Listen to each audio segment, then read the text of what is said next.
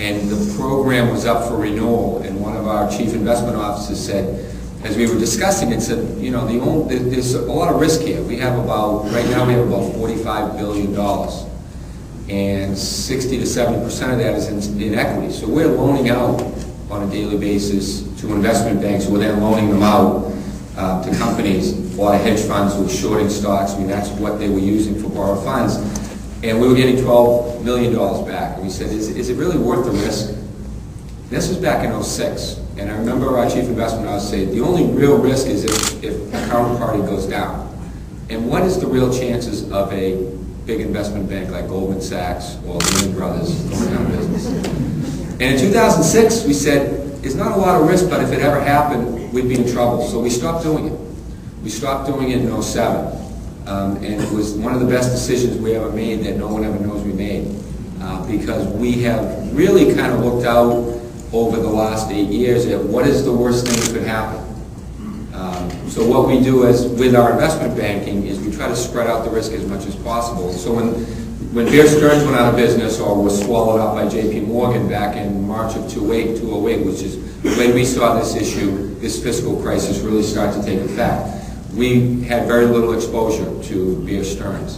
But when Lehman Brothers was going out of business 6 months later, we had a significant amount of exposure to Lehman Brothers. And we were fortunate because we recognized that we had exposure, that we got all that exposure taken out the day before Lehman Brothers declared bankruptcy. And we had everything in place to move all of our debt and all of our bond and all of our exposure to other banks. And we got in line first. We contacted these banks, and when Lehman Brothers went bankrupt, we were first in line to get out. So for the state, it was a really good opportunity for the Treasury to see how we could react under a crisis situation. And what I'm most proud of is that with all of our cash and all of our debt that we have exposure on, and some of it's just deposits at banks, we didn't lose any money in 2008. We actually made money when we were able to move some of our contracts around. And it allowed us to really look at all of our exposures and all of the risks we were taking and feel pretty comfortable that we weren't taking too much risk. And I'm really happy that our state didn't suffer the fate of other states. Our pension fund, even though it got hurt really badly in '08, has bounced back tremendously in '09. We never panicked, and we were never forced to sell anything. So even though the equities went down, they were all unrealized losses that have now come back up. We just finished 2009 with about a 16% return, positive return on our pension fund. So that offset 75 to 80% of the downturn that we experienced in 2008. And we're back up to where we were pre-recession almost in assets. So it's been very rewarding, but that whole experience was a nightmare. I mean, there would be days we would just go to work not knowing what was going to happen and how it was going to happen. And at 3 o'clock in the afternoon, I might get a call saying, we got to move a couple $100 million out of this bank because this bank might not be here tomorrow. I mean, that's how quick things happen, and it was amazing. We would just see the market and see who's next. What was Wachovia? At one point, we thought it was going to be Sovereign, where we have a lot of our money, Bank of America. So it's funny because I say this, I used to say this, I haven't had to say it too much, but going into 2008, the most boring, straightforward part of my job as treasurer was dealing with debt and cash. After 2008, the most exciting, most challenging, most risky part of my job was dealing with cash and debt. It was always the lottery, the pension fund, school building that always captured people's imagination, and I would go out and talk about at events like this. After 2008, I've become much more of a traditional treasurer, reminding people that if you don't get the cash and the debt part correct, you don't spread out your risk, and you're not paying attention to all the little things that can go wrong, then something will go wrong. And we were able to avoid that, and I'm very proud of that and very happy. On behalf of the taxpayers, I'm very happy because we did not suffer as badly as other states did. We are, I think, better positioned going forward, hopefully, and learn from what has happened around the state to be very careful about taking risks going forward. I say this with respect. I love interviewing politicians. It's so hard to get them talking. The idea is to answer, take as much time in the first question, so you have no time to ask the second. Okay, you gave us a look back. Okay. How does the financial future look for Massachusetts? It's okay. Our bond rating has been sustained. We're AA credit still. I'm very nervous though, because we're still overspending our budget. We're still spending more money than we're bringing in. And we have drawn down our savings account. We started 2008 with $2.3 billion as a stabilization reserve account. We're down to under $500 million. We've used up in 2 years, less than 2 years, most of the money that was coming from the stimulus package. So that was the stimulus package was supposed to be used over 3 years and drawn down. Will be used up probably by the end of this fiscal year. And we're still facing difficult times. I mean, revenue has not grown. With unemployment still around 9%, it's going to be very, very difficult for the state to balance its budget and climb out of this mess without raising taxes, which they've already done a couple of times, and putting more pressure on the business community. And the more pressure you put on the business community, the less likely you're going to go out and hire people. And unless you go out and start hiring people, or unless the state starts growing jobs, we're going to continually be in dire straits. And without a reserve account to balance those needs, and without a willingness at the legislature, the executive level, to slow spending down, at some point, we're not going to have any choices left. There's going to be no choice but to significantly cut the budget and continue to raise taxes. And I don't know of anyone that can pay higher taxes today, given the situation we're in. And we all know you're running for governor in the fall. I am. How does your experience as treasurer, how will that prepare you and help you be a really good governor? Well, if I may take this one opportunity for a shameless plug. Well, maybe by the time you know what to No, I would just like to introduce a person in the audience here who has agreed to be my running mate, Paul Oscoco, who is in the audience. You can stand, Paul. We just announced our partnership yesterday. Paul's a former rep from Holliston, former Republican, who is now an independent like myself. I think in this environment, it's interesting, treasurers have not had great success historically at moving up to governor's office. I don't think anyone's done it since Foster Furcolo back in, I think it was 1958, or around the time I was born, believe it or not. So it has not worked well. I think that this particular challenge that we faced in this great recession that we are still in, I believe, or at least still struggling with, has given me some insight and some knowledge and some ability to run this state in a fiscally responsible manner. I think that's what people are looking for. If times were good and we were rolling in the dough, as I often say, people don't often care who the treasurer is. We just sold stock recently in our abandoned property division and reaped about $76 million that we're going to be able to put back into state government. These are old stock accounts that have been forgotten that we're allowed by law to sell. We were supposed to sell them last year by law, and we waited because the market had hit bottom, especially last November. If we had sold them, we probably would have gotten about half of the money that we ended up getting. It's interesting how important that $76 million is, even in a $28 billion budget today. If I had sold it 3 years ago, nobody would have cared.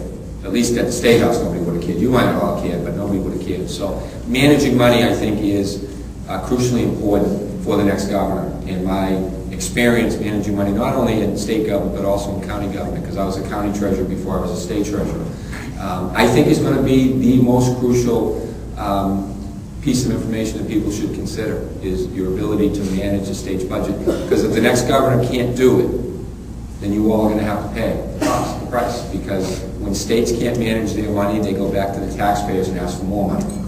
It's a downward spiral, because the less business you're doing, the less taxes you're going to be able to pay us. And again, it's a very, very bad situation that we've seen really cripple states like New Jersey, New York, and Michigan. And we're very close to falling into that category. Even California can't figure out how to balance their budget and cut spending. They've made too many promises to too many people and too many groups, and the taxpayers, especially the middle class taxpayers, and businesses can't afford to keep paying it. So they're moving out of state. People are, for the first time in, I think, our history, California is actually starting to lose population instead of gaining, because people just can't pay the price of living in California anymore, and there's no incentive to grow businesses. So I don't want Massachusetts to become that. And I think the background that what I've learned in running the lottery, in managing the school building authority, and managing the state's money is what will be crucial for the next governor. And I hope that will be me. And Tim, I'm going to go out in the audience and I'll ask you if you have a question or comment of Tim, please stand up so I can find you. Doesn't matter where you are in the room, I'll get to you. And while I'm going out there, Tim, would you, can you tell us some specific changes that you would like to enact as governor? Sure. I'd like to cut taxes. I'd certainly like to roll back, and we'll try to roll back the just recently increased sales tax back to 5%. Do away with the alcohol and liquor tax that I think is a double taxation, and driving consumers to New Hampshire. I would and hope to be able to come up, and we'll be coming up devising a plan over the next couple of weeks, and we'll be rolling it out, that talks about bringing down both corporate taxes as well as other taxes that affect both businesses and investments, capital gains, and corporate taxes, as well as bringing down the cost for business on unemployment insurance, or the unemployment costs. And what I hope to do also, and this is one thing that bothers me, and I know it so well as treasurer because we're constantly borrowing money, but we are one of the most, on a per capita basis, we are the most indebted state in the nation. And we are paying an increasingly higher number of percentage of our budget on debt service. And it is not sustainable. And we got to bring that down. Because as we do that, that's just money, no offense to any of the bankers in the room, but that's just money that's going to pay interest costs. And it's probably not giving to any of these banks in the room. It's going to pay the big investment banks at Wall Street investment costs, interest costs that we just should be spending money on. That's why one of the reasons we've been able to turn around the school building assistance program, because we're relying less on debt and we're paying off bills in a quicker manner directly to the community, so that we're not spending a higher percentage of the cost of school buildings on interest and debt costs. We can do that in state government, and if we do that, that may open up 2 or 3% more money to pay for important things like education or healthcare spending as opposed to interest on the debt. So I'm going to focus, if I'm elected governor, fully on the economy for the first 2 years, because that's what it's going to take. A full board commitment from every agency, from Paul, from everyone that's part of my team, to focus on fixing the economy and getting the state back to work. Because if we do that, a lot of the other pieces will fall into place. If we don't do that, we're going to be struggling. It'll be like swimming against the tide. Eventually we'll drown. And there's no other way to describe that. So that's what we're going to be focused on, and that's what I'm going to hope to do over the next 4 years if I'm elected governor. I think you must have answered all the questions in that first response you gave me. So while I'm out here with this microphone, we'll go over and get a chance to meet Paul a little more. Would you please just stand up and tell us why you got on board? Thank you very much, Paul Soko. And yes, I was really excited to get on board. What Tim just told you right now, he came in about 2 years ago, I think, and addressed the entire membership of the legislature and told everybody just that, broke it all down. A lot of the same information. Obviously, the debt crisis on Wall Street hadn't hit, and was saying, and I thought I was pretty well informed about how the debt process worked, but I actually didn't realize his signature was needed on some of the borrowing. And I remember him more or less holding up the pen saying, not signing some of this stuff. It doesn't make sense. You can't just keep the euphemism up on Beacon Hill a lot of times is that the bond money is just funny money. Oh, we can borrow all this money because, you know, it's not all going to get spent and it makes us all look good. So, I mean, it's definitely been a challenge, and coming at it from the side of the legislature certainly gave me an appreciation of what Tim says he's doing, and then watching what he's actually done and seeing that the two line up. And, you know, for me as a Republican, until yesterday, my friends all say I've come out of the dark side. I don't know, but I think that that watching and seeing how it's done, I can't think of, if you were just looking at it with a party label, anyone who has acted in more of a traditional, fiscally conservative Republican sense than Tim Cahill. And I don't mean that as an insult, Tim. I don't want to call you a Republican, but you know, as far as being a real fiscal manager, and You know, it's one thing when there's party labels and party politics and times are good. Everyone kind of expects it. I come from Holliston. I'm on the board of the 495 Metro West Corridor Partnership, and so I'm at events like this all of the time there. And I talk to people over and over again, and you know, it's one thing when they expect, you know, one side versus the other, and there's always going to be politics involved. When times are good, people out that way have said, you know, can't you guys just get together and get things done? And times like this, where it's serious business and people are losing their jobs, losing their houses, we're getting into a cycle, as Tim described, it's time to just put the party stuff aside and work together with people. I tried to do that my time there. I was actually officially had the most independent voting record. The Republicans always said the worst voting record up there, but I really felt that I was making it formal and putting the label aside, being an independent Republican, and teaming up with someone like Tim, who is really by far the best candidate that we need right now to fix things. And so it's my hope that one Republican, one Democrat getting together will really send the message to people that we're serious, that we want to change things, and we'll work with both sides to get it done. So I look forward to chatting with all of you, getting to know you, and I'll be hanging around after, so if anyone wants to talk to me, I'll be happy to do that then. We've seen incredible growth in the state budget over a number of years. And in addition to that growth, that number that we keep saying going up, there have been a number of chunks of that budget that have gone offline, like the school business, the school funding accounts.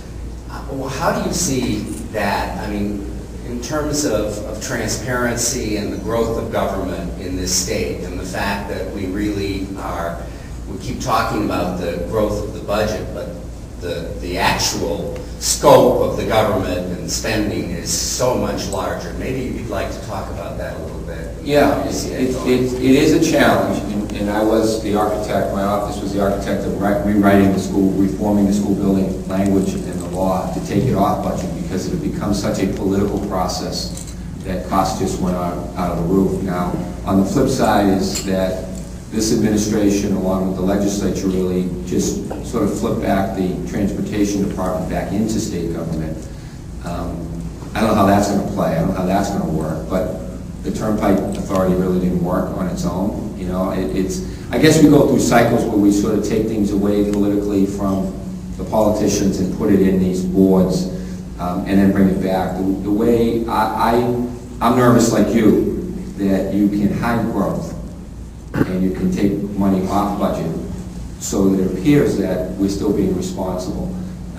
What we've done in Treasury, and what I can promise you we'll do, is always be as transparent as we can. Even though school building was off budget, we lived within a budget. When times were good in 2004 and 5 and 6, when we were up and running, there was a lot of pressure on me and our board to spend money on schools. When 2007 hit, before the recession, when the moratorium was lifted, we were bombarded with projects. What we did is we kept a tight lid on spending, and we were very, very disciplined, and we didn't give anyone anything that was going to blow up the system. And I got a lot of heat. I said no a whole lot more than I ever said yes, and people were concerned about my political future. You're not going to get elected, and you're not going to go higher office if you keep saying no. But it was important to me. The flip side of that is in 08 and 09, when everything else was cratering, we still had money to spend on schools.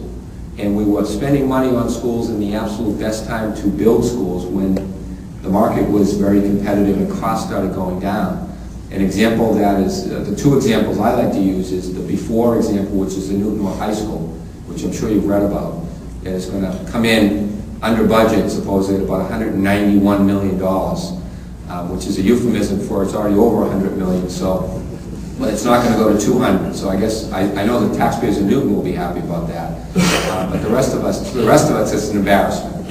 And that project took place and was controlled prior to us getting control. We're building a high school similar, slightly smaller, but in a similar kind of scope in a community not far from Newton in Norwood, Massachusetts. It's going to cost both the state and the local taxpayers about $68 million. I mean, it's amazing. People told me for 2 years, and mayors, and selectmen, and school committee men, and architects, And Bill is saying, it's inflation, it's the cost of steel, it's the cost of oil. You can't build schools cheaper. Or you'll do an inferior project. And I kept saying, I know it doesn't cost you $200 million to build high school.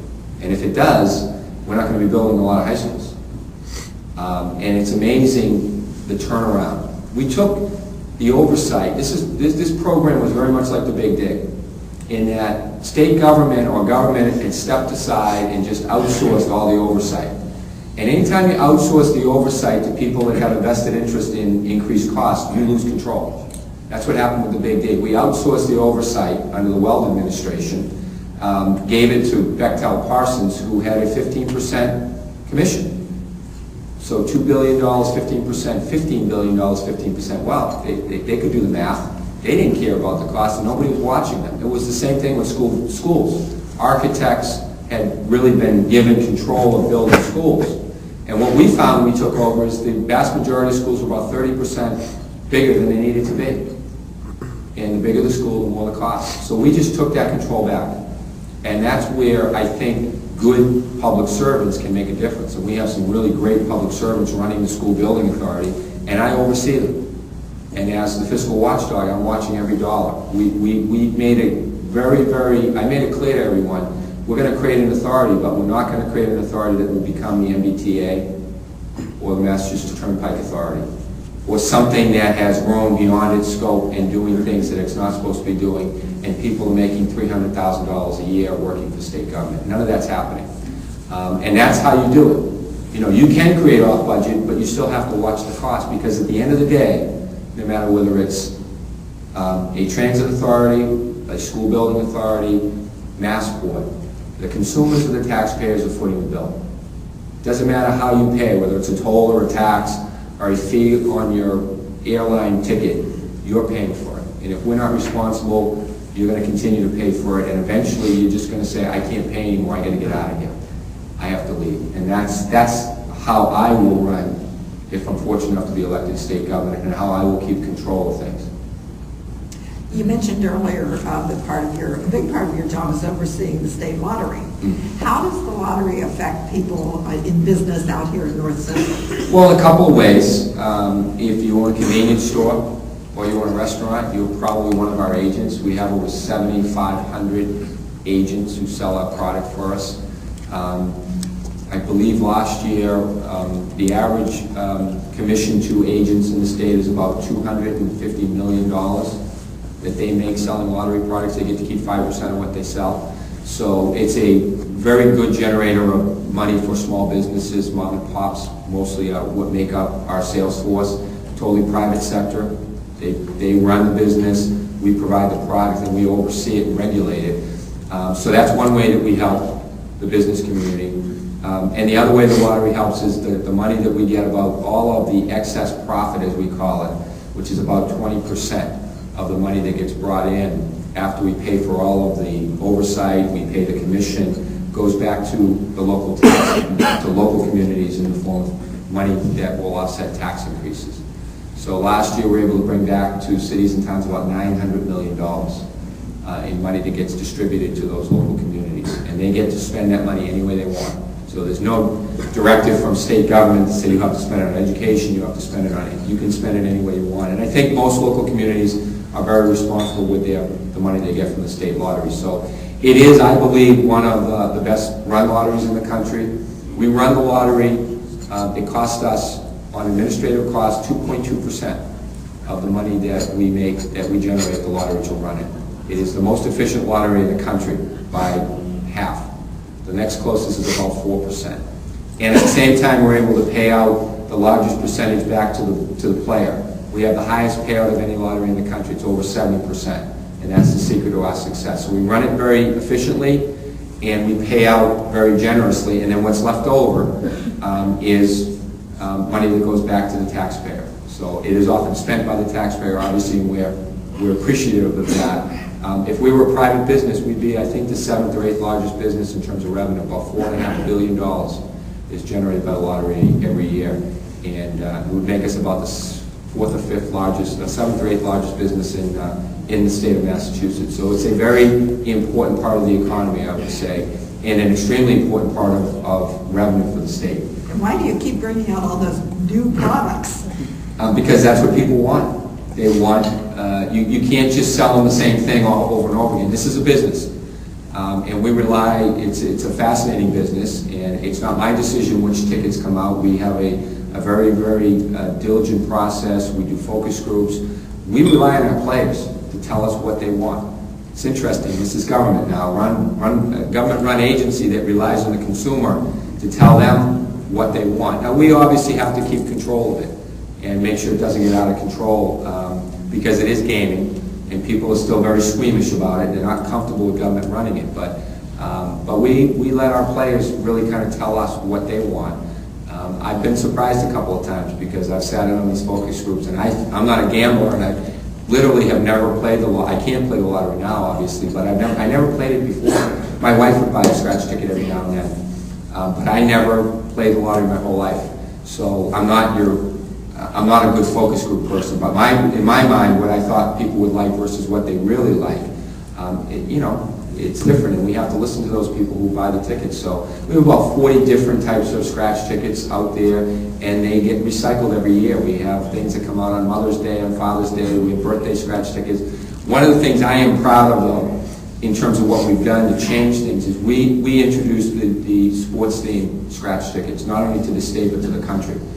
And we are coming close to have been able to generate about $1 billion in sales on sports-related, sports-themed scratch tickets in the last 5 years, which has been phenomenally successful, and has helped us leverage our sales and allowed us to kind of keep up economically, even though we're in the worst recession we've been in 50 years. So, and it's been great for the Red Sox, it's been great for the Celtics, the Bruins, and the Patriots, because it's allowed them to generate revenue based on their sales for us as well. So, in about 2.5 minutes, can you tell us how you feel about casinos in the state while we're talking about gambling? I'm open to expanded gaming through either casinos, or either and some form of casino slot parlor at racetracks.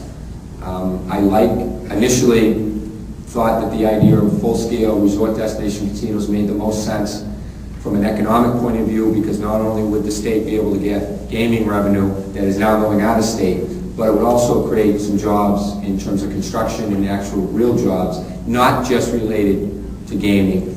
But given the economic uncertainties and the inability of the big banks to give credit, I think right now what we need is some combination, and what the speaker's talking about is slot machines at the racetracks, and potentially in Western Mass or in Central Mass, some type of full-scale destination casino would make sense. Both, it would give us money that we could start generating in a few months if they were at the racetracks, because they could start immediately and generate money, but it also has a long-term impact of some good development, responsible development in communities that would be supportive of it. And my final question is, sometimes out here in North Central, we feel that people in Boston tend to forget about us. Might we plan to see you around here again before the election? Absolutely. Oh, absolutely. Before and after the Good election. point. I met with Mayor Mazzarella earlier this year, came down and visited him at, I might have been in this hotel for the plastics. No, it was a different hotel. Different hotel, the plastics show that they had. And I think by picking Paul, who's a Metro West resident, as well as representative of the Metro West area, which I know is not exactly close, but it's outside of the Boston area, outside of the 495 area. I agree 100% that once you go outside of 128, the distance between Beacon Hill and the rest of the state grows much more than the mileage. And we have to be concerned, and we have to be focused on the entire state of Massachusetts and where the opportunities are, not just in the Boston area. So I'm a Quincy guy, and I was born and brought up in that part of the South Shore, eastern Massachusetts, and it was really important to me to find someone like Paul who gave me a full state perspective on things. And as he likes to say, once you go outside the 495 area, Beacon Hill thinks of everyone out here as the ATM machine for the rest of the state. We need the money, you provide us with the revenue. And we're going to try to turn that around. We're going to try to turn that around. We don't think that people should be seen as ATMs, or the taxpayers should be seen as ATMs for a government that's not responsible. And we hope to turn that around. And you will see, you may see more of me than you want, hopefully not too much, but I'll be out here as often as I get invited and maybe sometimes uninvited. Well, we do appreciate that, and we have a gift of appreciation in that bag for you today. I don't know what's in it, but I'm sure it's lovely. And it's under $50, right? No, that's right. And Thank you. You don't have to leave yet, Okay. but please thank me and